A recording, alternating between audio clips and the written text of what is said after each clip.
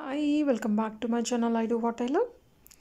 Bank Nifty option trading July 31st. Expiry 51,500 call. Buying is 190. Exit is 506. Profit టోటల్గా 30 LADS by చేశాను. 1,42,272 అనమాట. So market two హైలో ఉంది కాబట్టి ఈరోజు గ్యాప్ అప్ ఓపెన్ అయింది. దట్టు పాజిటివ్లోనే ఉంది. ఎప్పుడైనా పడవచ్చు అని చెప్పేసి నేను పుట్ తీసుకున్నాను. 190 ఈజ్ బయింగ్ అండ్ డేలో ఈజ్ 63 రూపీస్.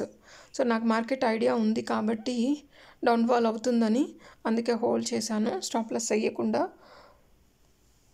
ప్రాఫిట్లో అయితే క్లోజ్ అయిపోయింది ఫాస్ట్ జంప్ వచ్చినప్పుడు. సో జాగ్రత్తగా చేసుకుంటే మంచిగా డబ్బులు వస్తాయి. అజాగ్రత్తగా చేసుకుంటే చేతులారా పోగొట్టుకుంటాం. సో మార్కెట్లో ఇన్వెస్ట్మెంట్ పెట్టాలన్నా లేకపోతే ట్రేడింగ్ చేయాలన్నా ఏదైనా సరే ఒక మంచి ప్రొఫెషనల్ ఉండాలి, ఒక మంచి గైడ్ ఉండాలి. సో అలాంటప్పుడే మనకి డబ్బులు అనేవి కనిపిస్తాయి. అజాగ్రత్తగా మనం ఎక్కడంటే అక్కడ ఆర్డర్స్ ప్లేస్ చేసి హోల్డ్ చేయటం అలా చేస్తే డబ్బులు పోతాయి. అందుకే నేను పదే పదే చెప్తున్నాను, డైరెక్ట్గా ఎవరు ఇన్వెస్ట్ చేయటం కానీ ట్రేడింగ్ చేయటం కానీ చేయకండి. మంచి ప్రొఫెషనల్ని సెలెక్ట్ చేసుకొని వాట్ ఈజ్ వాట్ అనేది తెలుసుకొని ఆర్డర్స్ ఎక్కడ ప్లేస్ చేయాలి, ఎక్కడ ఎగ్జిట్ చేయాలనేది తెలుసుకొని మీరు ట్రేడింగ్ చేశారనుకోండి మార్కెట్లో మంచి డబ్బులు వస్తాయి అన్నమాట.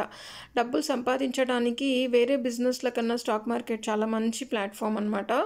సో ఎక్కడ ఏం చేయాలి, ఎలాంటి సెగ్మెంట్లో మనం ఇన్వెస్ట్ చేయాలనేది ఫస్ట్ మనకు తెలిసి ఉండాలి. ఆప్షన్ ట్రేడింగ్ చేయాలి అంటే మాత్రం ఫ్యూచర్స్ ఐడియా ఉండాలి.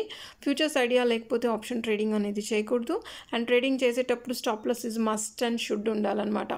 సో ఎక్స్పీరియన్స్ ఉన్న వాళ్ళే స్టాప్ లాస్ లేకుండా ట్రేడ్ చేయగలుగుతారు.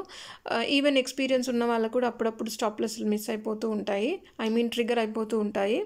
సో అందుకని నేను చెప్తున్నాను, డబ్బులు పోకుండా ఉండాలి అనుకుంటే 1%, 2% అలా స్టాప్ లాస్ వేసి ఎగ్జిట్ అయిపోవాలి. అండ్ ఫస్ట్ ప్రాఫిట్ వస్తే ఎగ్జిట్ అయిపోవాలి, ఫస్ట్ లాస్ వచ్చినా ఎగ్జిట్ అయిపోవాలి. నెక్స్ట్ డే ట్రేడ్ చేసుకోవచ్చు. సబ్స్క్రైబ్ చేయడం మర్చిపోకండి, లైక్ చేయండి, షేర్ చేయండి.